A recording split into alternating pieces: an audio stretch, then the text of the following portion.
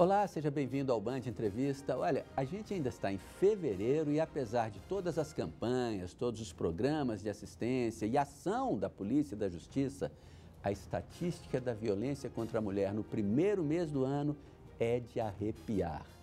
Foram 1.288 ocorrências de crimes contra mulheres, entre agressões, assédios e feminicídios, que foram 4. Isso só em janeiro, hein? Em todo o ano passado, foram 15.195 ocorrências, sendo 26 assassinatos. 3% a mais que em 2017, quando foram 14.718. Mas por que esses números crescem ano após ano? Por quê? Nem a aprovação da Lei Maria da Penha, que pune com rigor e inibe os autores desse tipo de crime. O que leva um homem a xingar, agredir e até matar uma namorada, mulher ou ex-companheira? Vamos tentar responder a essas perguntas numa conversa aqui no estúdio com a advogada Selma Carmona, que já foi responsável pela Delegacia da Mulher, e com o psicólogo Vitor Barros. Sejam bem-vindos aqui ao estúdio da Band, muito obrigado por aceitar nosso convite. Obrigado. Eu queria começar fazendo uma mesma pergunta para os dois. Queria a opinião de vocês sobre o mesmo tema. As agressões contra as mulheres, elas estão aumentando nos últimos anos ou em função da Lei Maria da Penha, do noticiário todo, as notificações é que aumentaram, elas passaram a ter mais coragem de denunciar? Primeiro, a senhora.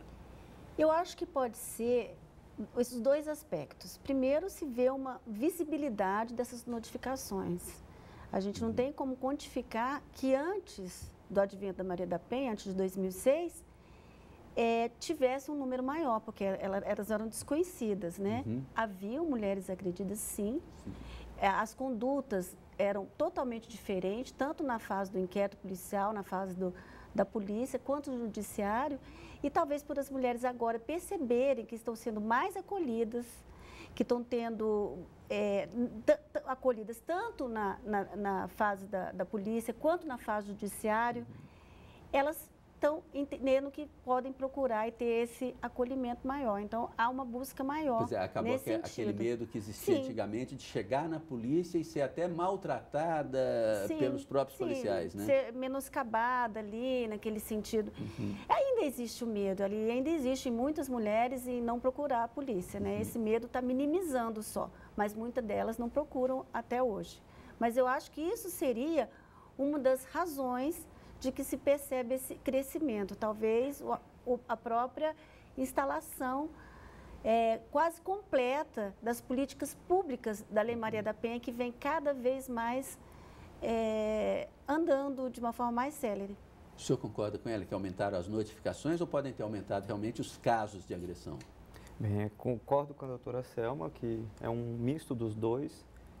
Realmente a gente tem falado mais abertamente sobre isso, o noticiário também tem falado mais abertamente e as mulheres têm conhecido mais sobre a própria Lei Maria da Penha, né? Então, o acesso tem ajudado bastante e é importante, né, ressaltar que a doutora colocou na fala dela, é que essa educação ela possa ser para toda a comunidade sobre a agressão à mulher, seja ela psicológica, seja ela de um cunho físico, né? Mas que todos possam, de certa forma, saber que aquilo está acontecendo e que aquilo pode ser denunciado e que vai ter um andamento dentro do âmbito da polícia e da justiça.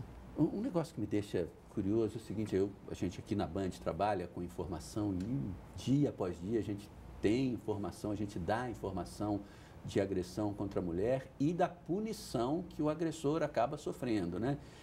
Nem isso desencoraja os homens. O que tem na cabeça de um cara desse que faz uma coisa dessa? Assusta bastante saber a crueldade que o ser humano tem, né? Mas a gente acredita que uma educação mais voltada para as emoções, para saber lidar com o próprio desequilíbrio mental, né, que o homem incorpora com essa cultura do machismo, que a gente pode dizer assim. A gente acaba colocando socialmente para a nossa comunidade um padrão tóxico de masculinidade, de que o homem tem que ser viril, tem que ser impositivo, autoritário, mas não necessariamente isso é ser homem. Então esse papel de masculino ele precisa ser desconstruído dentro dessa perspectiva mais agressiva e impositora. isso seria ótimo para a gente também poder falar sobre a agressão contra a mulher. Seria um papel mais ou menos de dono, muitos homens assumem a posição de dono da companheira e se ela não tem todas as reações que ele espera, aí ele vai puni-la? É mais ou menos isso? Eu penso que sim, eu acho que eles não sabem lidar com a frustração.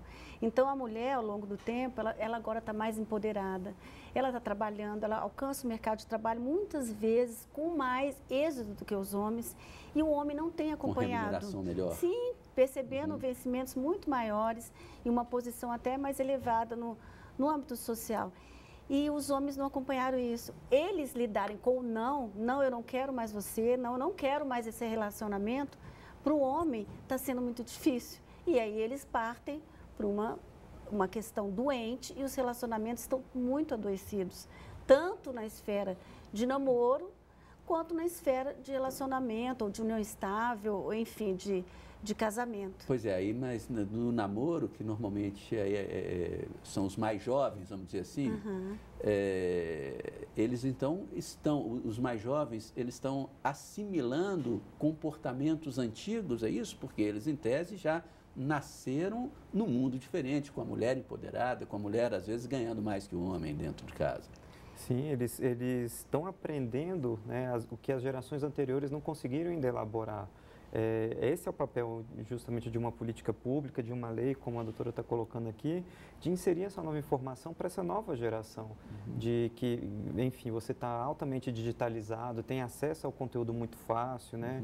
Você tem redes sociais, você aprende muita coisa, mas você também precisa aprender a lidar com as suas próprias emoções, ou como ela colocou, né, de lidar com as suas frustrações, de que você pode sim levar um não de uma garota, né? Ou ela fala, olha, agora eu não quero relação sexual com você, e ele entender e compreender que isso faz parte de tudo da relação. Agora, eu queria insistir, então, nessa história das novas gerações, que, em tese, eles não deveriam estar assimilando essa coisa antiga. A tecnologia, a falta de um contato pessoal maior não pode acabar levando a isso, porque a pessoa acaba lidando ali só com o teclado e o teclado não pode dizer não, né?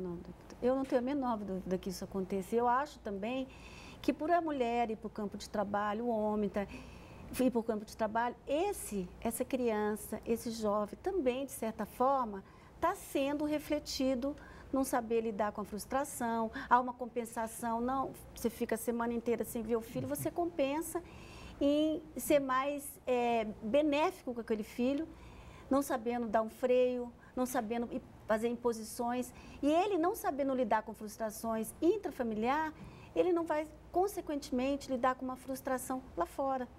E aí age de uma forma doentia, porque ele não está preparado para isso.